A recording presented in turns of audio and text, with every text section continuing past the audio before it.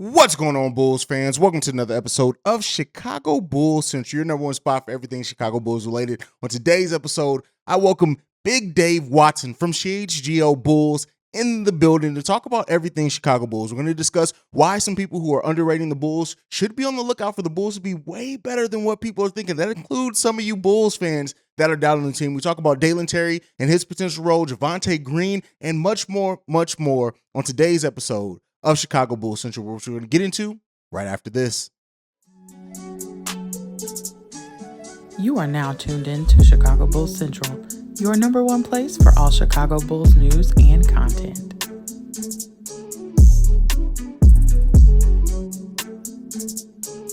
Ladies and gentlemen, welcome to another episode of Chicago Bulls Central. And so often, especially as a solo creator, sometimes I can get in a silo of my own thoughts. So I wanted to have a conversation and bring on somebody who not only I know watches the team as closely as I do, but also probably has a bigger hat collection than I do as far as Chicago Bulls caps. So we had to bring on the one and only Big Dave from CHGO Bulls and Ball.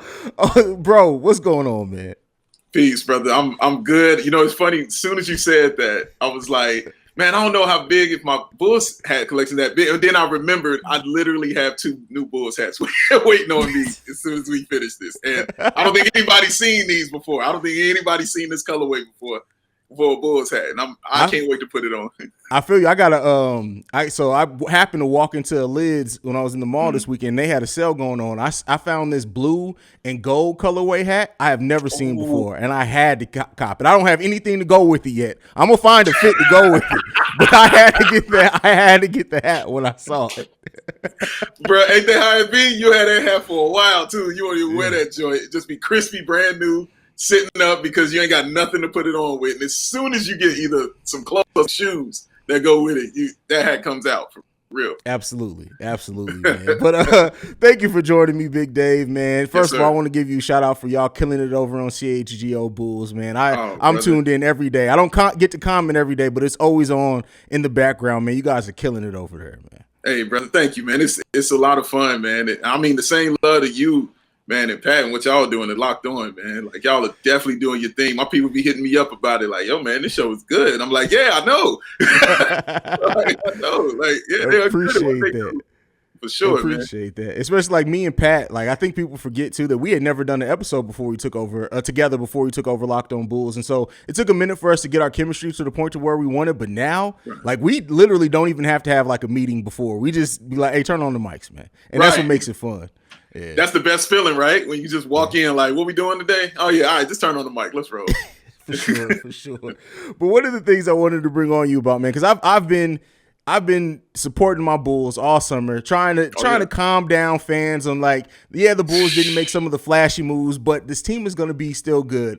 And I think we're being underrated, but like I said, because I'm solo on this show and I do it by myself, I can sometimes get caught in the silo of my own ideas, man. But how do you feel about the Bulls offseason, man? Do you think the Bulls are being underrated by both fans and the media? How do you think about it? Well, let me start with the fans first. I think it's common for the fans to feel this way about the Bulls team. That's just history of Bulls fans. You know, they just have never just really been like, this team is going to be good unless they've had a superstar. Like, Bulls fans, it has to be more tangible for them. You know what I'm saying? Like, you have to see some consistency of it. Like, Derrick Rose was tangible. You could see that. You're like, yup, I don't care what's going on. We're going to be good. I know what's happening. This one, it was just put together, you know what I'm saying, a year ago, really, you know, for them. So last year, it was kind of the same thing. Bulls fans weren't really high on the team, you know, somewhere, of course, but a lot of them, I don't know, man, this ain't it. Vooch is, he ain't that guy. You know, DeMar is too old. They paid him too much. You know, what is Caruso doing here? Ayo ain't going to do nothing. He going to be in the G League. Like, you heard all that stuff, bro. And then they came out and they balled, you know, and they did that thing, of course, until the injuries occurred. This year, I think it's more the same thing with fans. It was like, yeah, but that was last year. But, you know, I don't know if y'all going to do it again. DeMar's older. We saw Vooch didn't shoot well from the three. That ain't going to get better. You know, Lonzo's not here. So there's a freak out about Bulls fans. But I'm with you as far as that is concerned. I think the Bulls are going to be good. Like, I haven't seen anything to the contrary to tell me they're not going to be a good basketball team. So I still think they'll be that. As far as the media, Haize, like they never have been on the Bulls side. They still got Garpex's organization in their head, and they never liked them, you know. So I come to expect that the media is not going to think the Bulls are going to be a good basketball team. That's just how they kind of roll. But it's good. It's good bulletin board material for the team. I'm glad they all see it. You see, DeMar sees it. You saw what he did with that Bleacher Report. Came out, you know what I'm saying? I loved what he did with that. I loved it. Was great. Yes. It was like, oh shit, here we go again. You know what I mean? It was great. And I love that he sees that. I love that Ayo sees it. I love that Caruso. I love that they all see it and they put it in the back of their head and they bring it out. So yeah, man, I'm excited to watch. They're gonna be good. Like I keep telling people, when's the last time, Haize, you can sit here and tell me in 2 straight seasons you watch good Bulls basketball? It's been a minute. It's been a minute, man. That's going to happen this year. Yeah. And I love that you point out that the media always doubted the Bulls, because I think now, like, some people have this revisionist history that people forget. Even during Derrick Rose MVP season, there were still doubters. I still remember to this day where John Hollinger had a whole segment on ESPN where he was like, Derrick Rose isn't that good. And I'm like, yes. What are you talking about? It's always some doubt thrown towards the Bulls. It feels a little bit different when it comes from inside, like with our own fandom. But one of the things that a lot of Bulls fans are questioning and kind of wondering if it's going to work out quite the way that we see it is that the signing of Andre Drummond. And I will admit, I too thought that the Bulls may do more in free agency than what they ended up doing. But with that said, I still think that the signing of Andre Drummond's kind of being underrated because this guy's 29 years old. He's proven if you get him 15 to 18 minutes per game, he's going to get you about double-digit rebounds and probably 8 to 10 points per game. That's not something to overlook on the Bulls bench where we were missing big man production last season off the bench. What do you think about it? When they first got Drummond, I wasn't a huge fan of it. And that's because I watched the Bulls. And so I saw a lot of the Detroit Pistons. And watching him with the Detroit, Haize, there was a picture of my phone saved and when he played the Bulls, and I just saw him flop. And it bothered me to no end. And I took a picture off my television of it. I didn't share it. I just took a picture of it because it bothered me to no end, dog. I was like, why is this big dude doing this? You 20 points, 20 boards. It got on my nerves, man. I never equated him with winning. I thought his IQ wasn't there. Basketball IQ wasn't there yet. And I just wanted to stay away from him. It changed last year because he was a different kind of player last year. And with the Nets, like I keep telling people who wanted Hartenstein so much, who was a good basketball player for sure. But I was like, the Bulls were 29th in rebounding. So going and getting him, he had more 20 rebound games than Hartenstein had double-digit rebound games. That's just crazy. I mean? That's insane. You know what I mean? That's insane. Sure. That dude's one of the greatest rebounders ever. Like, that's not hyperbole. Me made it up. That's the truth. He's one of the greatest rebounds ever. That's not going to stop. Tony Gill pointed out to me, they didn't touch interior defense as much. He's not a great interior defender. He was like, but if the other team doesn't have the ball, that's a defensive stop. So getting a rebound is a defensive stop. So, and he can definitely do that. He can definitely get boards. He looks more slimmer. He looks a little more fluid in his game. It doesn't look so clunky anymore. And I like that about him. And he feels this is the last time he can get that big money though, Haize, you know? And I think he knows that. Being that age that he is, he knows this is his last shot at getting a big old contract. So I think he's playing with that kind of chip on his shoulder, which fits in wonderfully with all the chips on the shoulder on this team. So I wasn't with it before. I saw what the need was to have him, and I see his mind is better. So I'm with it now, and I think he'll definitely help. Yeah, and he's become a more efficient player being on the bench, and I think that shows a lot of growth in him. That shows how he has embraced his role that he has now currently in the NBA, and I do think he's gonna be a really good pickup to great pickup depending on how everything fits together for the Chicago Bulls heading into next season. Now, one of the picks as well, I was streaming live during the draft. I covered 28 draft prospects leading up to the draft. One that did not come on my radar at all was Dalen Terry. So I've had to come along, do my research on Dalen Terry.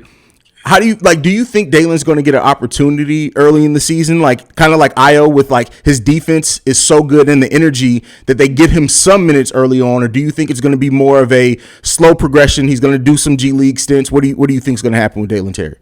Well, first of all, don't feel bad. He wasn't on my radar at all. At nowhere stretch and form was Dalen Terry there. The first time I ever heard of him was Will Gottlieb, because Will had him in like the top 5 for who the Bulls could draft. So that's the first time I even, got familiar with him. After seeing him play and seeing the person that he is, I was like, I see exactly why they drafted this dude. The energy that he has, the IQ, the basketball IQ is off the charts.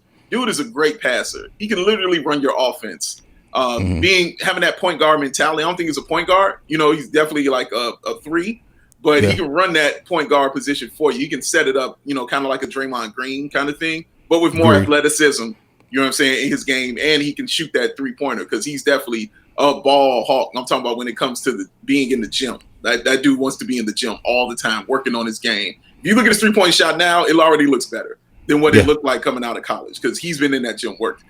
When I went to Summer League, Haize, and I watched that dude when they played the Knicks and they were getting stomped out, when I watched him look at that bench and yell at the entire team on the bench because nobody was talking, he was like, nobody's saying nothing. Why ain't y'all saying nothing? Why y'all so quiet? Y'all can talk too. They talking. Y'all can talk too. Come on, man. I said, I love this dude. Immediately, I love this cat. The Bulls don't have that. They don't have that goon. They don't have that energy. Everybody's cool, which is great. Everybody's a cool guy. They needed an agitator. You know what I'm saying? They needed somebody to get on somebody's nerves, to get them technical fouls. You know what I'm saying? To do that dirty work. And to get in Patrick Williams.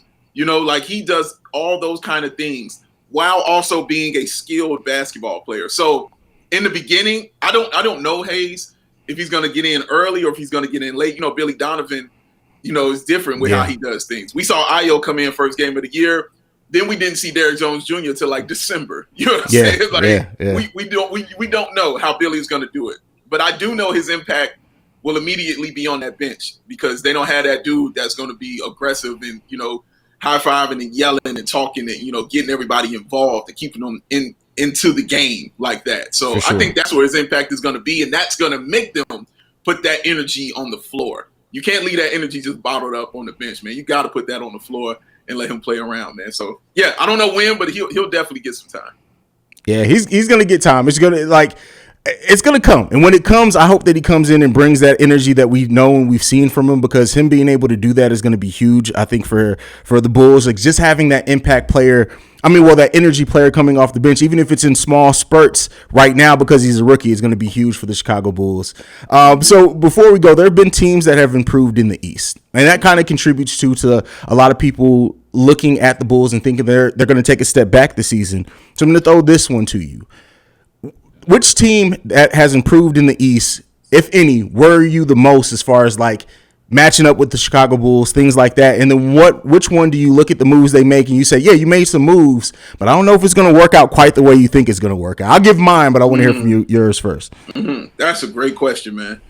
I say as I keep telling people, 1 through 3, I don't think the Bulls have anything for it. I'm talking about Milwaukee, Philly, and Boston.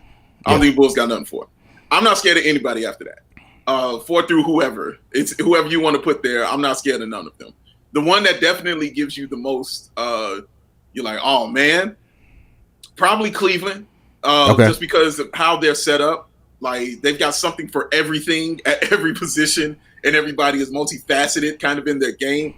We know how good Garland is. He's an all-star. You know how good Jared Allen is. He's an all-star. Then you throw another all-star in there, Donovan Mitchell. Karis LeVert, when he's healthy, is a problem, offensively, not defensively, but offensively. He's a problem when he's healthy. We've seen him drop 50 on Cat. Like, he can do that. And Mobley is just going to be great no matter what anybody does. You know what I'm saying? Says or anything. That's it. Mobley, I think in 2 years, and I'm sorry to interrupt you, but I got to say this because I love the kid's game. In 2 years, we may be talking about Mobley clearly being the second best player in the division next to Giannis. I have no argument for that. Like, he's that. You know what I'm saying? Yeah. Like, you can't not sit and watch that and be like, oh, no, he's okay. Well, no, then I don't need to watch basketball with you. Like, because that's wrong. That dude is really, really, really excellent. When you conquer the mental aspect of the game already, kind of like he has and kind of like how Ayo has, And now everything is just physical. Now everything is just repetition. So it's easy. You're just adding to your game. So that 15-8 goes to 17-9, goes to 22-10, goes to 25-12. Like that's all you're looking at when you're looking at guys that good as Mobley is. And then you're like, damn, he's almost 7 feet doing this. You know what I mean? Like he's a problem. All right. So yeah, they're an issue. I'm not scared of them. I'll say that. I'm not scared of them at all. Because the Bulls starting five matches up with them very well, I think. And the Bulls have a better bench, in my opinion. They're a much deeper team, and their defense is much more legit. And I think that's kind of what sets them apart from a lot of these teams. Atlanta's the other team that people harp on because of having DeJounte Murray. And I'm like, I definitely ain't scared. Listen, they were 3-1 against them last year. You know what I mean? And Murray is cold. I'm not saying he ain't. Murray is super cold, and he's going to add to that team for sure. But he's your only defender now. That's it. He can't guard everybody. And on the other side of the ball, we can guard anybody you got. You know what I mean? Yeah. I throw Ayo. Trae Young hates Ayo. You know this. So you throw him out there. He's in Ayo's back pocket. Oh, man. Right there. Tucked away on the right hip. You know what I'm saying? He got him in there, Yeah. But like having all those defenders that the Bulls have, especially backcourt defenders that the Bulls have, just makes them, a little bit more vicious for me when they're playing Atlanta. And I think you'll see that when they play. But the East is deep. Like the East is super duper deep. Yeah, and what do you feel? Because it didn't come up, how do you feel about the moves that the New York Knicks made this offseason? I mean, they the Knicks, bro. Like, that's how I feel too. I'm glad you said it because I look at the Knicks. I'm like, oh, you added Jalen Brunson, you added Isaiah Hartenstein. Oh, cool. Right, cool. 39 wins. That's what I got for you. 39 tough wins, but they gonna get them. You know what I'm saying? They gonna get them. Tim's gonna have them worked in it. They gonna get them. But man, it was a classic Knicks offseason. You want that dude, you go all out for, and you still botch it. And you still don't get him like you wanted him. So I mean, they're going to be solid though because Tibbs, he coaches guards well. So Brunson will be better, I think.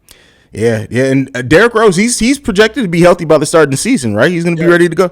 That's going to be they're going to have some firepower. I just don't. It's the Knicks, bro. I hate the Knicks too. Like I think because it grew up growing up. Like there's very few franchises in sports I legitimately hate. The Knicks and the Packers are two franchises that I legitimately hate. I don't care what they do. I can respect certain players on their team, but I hate those franchises, bro. With everything in the fiber of my being. In fiber burning inside.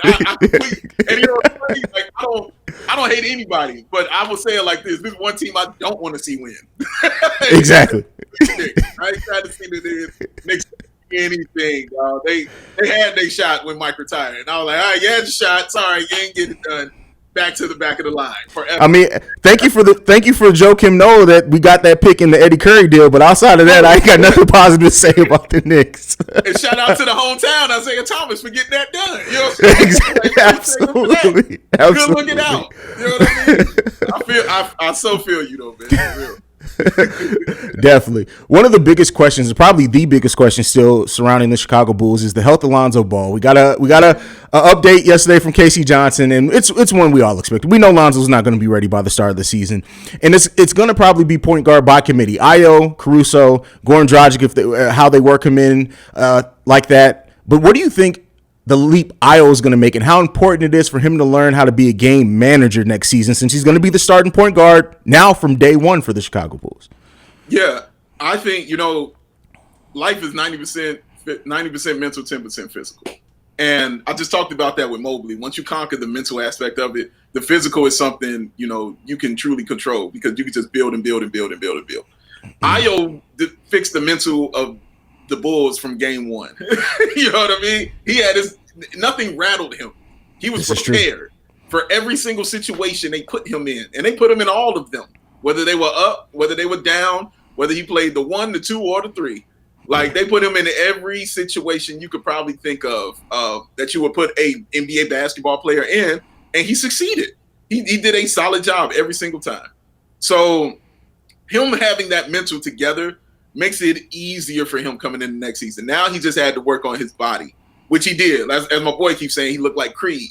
You know what I mean? Like he came in, he went to the gym. You know what I mean? He got that together. He's working on his handles. You know, he's getting his shot right. Like you said, working on being a game manager, getting his point guard, as I say, his point guardsmanship correct. Yeah. So he's getting that established because he is definitely the future. Like, and he has shown that he is the future of the Chicago Bulls. And so I had him when we did our show yesterday for CHGO Bulls. I had him as my most improved player. Okay. I think he's going to be that guy for the Bulls because the opportunity, even if they decide to go with Caruso, his opportunity will come quickly because he's going to be on the floor. And especially if he's in there with that second unit, he's going to have tons of opportunity, you know, to be that guy. So I can't tell you how excited I am just to see it because you like a dude with that kind of mentality that ain't scared of nobody. No, but it's calm, cool, and collected because that's how I like my point guards. You know, he got that fire that's inside of him, but he's calm and cool and he's collected. You know what I'm saying about it? He's petty. Of course, he wants to get a number 38 tattoo on him. You know what I mean? Gotta love petty it, like that. And gotta love that, bro. That man from the crib. Like I gotta love that. So yeah, I can't tell you how excited I am to watch him, man. Because like I say, he's got the mental conquered. So he's just working on physical now, just adding tools to his game. And I think the sky's the limit for him, honestly.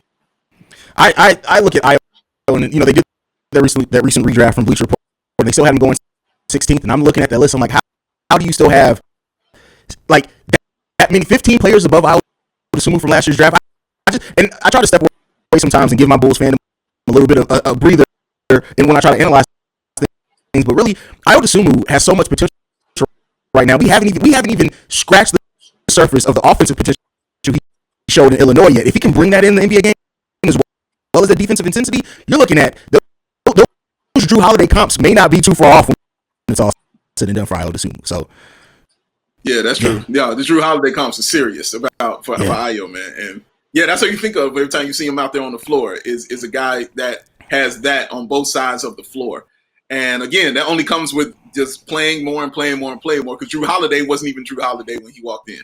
You know what I mean? Like he had to gain that. He had to grow. He had to grow and get that together. So Ayo feels like he's on that same kind of trajectory for real.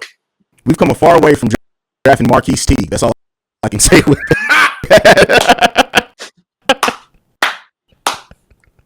Man, he was drafted. Oh my God. Oh, that's crazy, man. That's wild. I think we'd be remiss if we didn't. That Derrick Rose is hurt. All those Kentucky. No, it was the year all those Kentucky people got drafted too. Yeah, it was. You know what I mean? Yeah. Anthony, all they whole five got drafted, and we got that one. You know what I mean? Oh man, crazy, man, wild. I want to talk about the coaching staff before we go. What improvements from Billy Donovan in the Bulls coaching staff that you want to see next year? I've said this over the course of this offseason, just going back looking at tape. There were times in which I feel Billy Donovan didn't use players to their skill set. He kind of forced them in certain situations. Kobe became a spot up shooter at times where I think Kobe could do more as a scorer rather than just a shooter. We all know Lonzo Ball didn't really get to like run the offense truly in the half court. Those are just some things that I observed that I would like to see come along. But what are some improvements you'd like to see from Billy Donovan and the coaching staff going into next season? That's a good question. I mean, let me just start with the part what I like. Like Billy is never beholden to a lineup. Like he'll start anybody. He'll try anything. He'll put anything out there. If it works, great. You know, if it doesn't, he'll try it again. He'll do something else. He's definitely a player's coach kind of thing. It seems like he has a hands-off approach, but he really kind of doesn't. You know what I mean? Because like you just mentioned, watching Lonzo, you want to see Lonzo run it a little bit more and not just, you know, give the ball up and going in the corner. You know, you want to see him at the top of the key setting up the play. And it seems like they would do that, you know, as the game went on kind of thing. I wanted them to establish stuff like that, you know, kind of early on. And I hope that we see that going to next year. And I'm just talking Lonzo. I mean, you know, Ayo, Caruso, you know, all that. Because honestly, if you watch that game the Bulls won against Milwaukee, Caruso was really kind of handling that offense. You know, he was kind of running it and setting everything up. You can't. The Bulls aren't on that level yet where everybody can just run and do everything. Like you have to have somebody removing the thinking for these players out here and let them know where they need to be. And that's why Lonzo was so vital and so important out there. So I'd like to see that. a little bit more. Like you said, I like to see a little more trust, you know what I'm saying, in certain players. I thought Derrick Jones Jr. should have been out there earlier last year. Yeah. But he brought him in, a little later. I like just a little more trust in those kind of guys. But again, he's got to figure out the minutes, and I get all that, and who goes where kind of situation. So I get all that. Does Dalen Terry get these minutes? Does Javonte, who nobody's talking about, get these minutes like this? Does Kobe White, like you mentioned, get that time, to do that? Kobe White's interesting also because you brought him up. I like him as a catch and shoot guy. I think he's good at that. He's working on aspects of his game to be greater than that, and to show Billy he can be more than that. You know what I mean? Like, let me create my own shot kind of thing. If he can start doing that consistently, we're looking at a 15 to 18 point per game score off the bench easily. If he can start creating his own shot, absolutely. Look, man, he can write his ticket in the NBA. He started doing that. You know what I mean? Like, he already shoots a solid percentage from three. If he's the dude that can tap you up and then score, oh man, like, shoot, we're talking 6 man of the year candidate kind of things. You know what I mean? Like, like you said, 15 a game. That's vicious. If Kobe White is going to give us that per game, but yeah, man. Outside of that, I thought Billy Donovan honestly did a really good job. He always for me showed the importance of Nikola Vucevic when he was in the game, and when people were like, he's not good, and then he take him out and put Tony Bradley in, like, okay, now what? Like, what you want me to do now? Like, he's bad, all right, at basketball. So yeah, those things. I want more of that kind of faith, in those point guards to allow them to run that offense more. Okay. But it's hard to complain about it just because of how it turned out and how it looked. You know what I mean? For sure. And sometimes I didn't like his timeouts. I didn't like how he did them sometimes, man. Like, that's fair. I thought it would be too early or it would be too late. You know what I mean? When he would call these timeouts, like, if guy scores, like, they go on like a 2-0 run, not even 4-0. They score like a bucket. And he's like, timeout. First like, whoa, Billy, like, chill, it's one bucket. Bro. Yeah. Relax, man. Let me get established first. So, and he was consistent with it. He did it often all season long. But it's just something I didn't like. I kind of wanted to get more in the flow and then find that out. But again, that's why I'm sitting here and he's sitting where he is. But that's kind of what I want to see, though. I would like to see more of that. Fair enough. Before we go, prediction. Are you at the place where you're ready to make a prediction on the Bulls season win-loss? I'm not. I was forced to make one on a recent podcast because I'm not ready to make one yet. But what I told them was I'll just go with I'll just go with them at the 6 seed because I had them as a definite 5 until the Donovan Mitchell. Okay. I had them there, and now I'm like, I don't know. I got to see. I got to do. I'm in the middle of doing all that research right now, and everything like that. But right now, I'll say they're 6. But I do have them 2 more wins, so we went from 46 to 48, and that's just showing you how good I think the East is about to be. A 48-win team at a 6 seed is really ridiculous. So I won't be surprised if the Bulls end up a higher seed than that. Because they are good. And honestly, you can argue that's the best defensive team.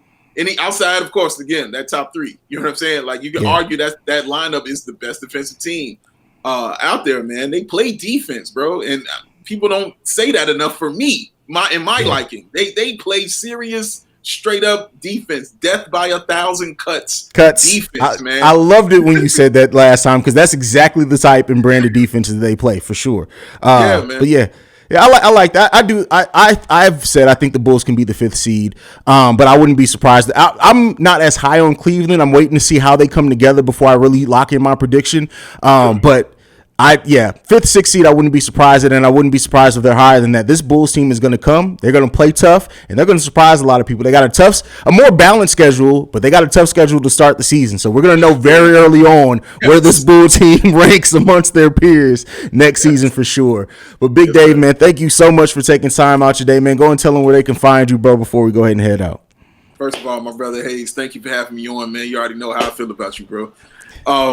You can definitely check me out, CHGO Bulls podcast, daily podcast with my man Matt, my man Will Gottlieb. Our guy Marquet joins us occasionally, but we're there all the time. Check us out on YouTube, anywhere you listen to podcasts, we are there. And of course, I'll do bow on Bulls. when the season kicks off, that will definitely be more in full swing. But you can check that out anywhere you listen to podcasts. And yeah, follow me on Twitter at Ball Sports, BAWL Sports. All right. And that's it. Thank you, Dave, for showing up, man. I appreciate you, bro. And just thank you for everything, man. I haven't got a chance to really talk to you since we took over Locked On, but I appreciate the vote of confidence, bro. It means a lot from you and Matt. And what you guys are doing over at CHGO has just been amazing, man. Keep up the work, bro. Oh, man. I appreciate that, bro. Like, it wasn't hard. Hey, he's putting you there. It wasn't a hard decision, honestly. You good. Appreciate that. You guys know where you can follow me at Bulls Central Pod on every social media platform. You can send us any feedback, questions, comments, concerns, bullscentralpod@gmail.com. And lastly, if you want to leave a text and or voicemail, 773-270-2799. That's Big Dave. I'm Haize. We out, y'all. Peace. This has been a presentation of the Break Media.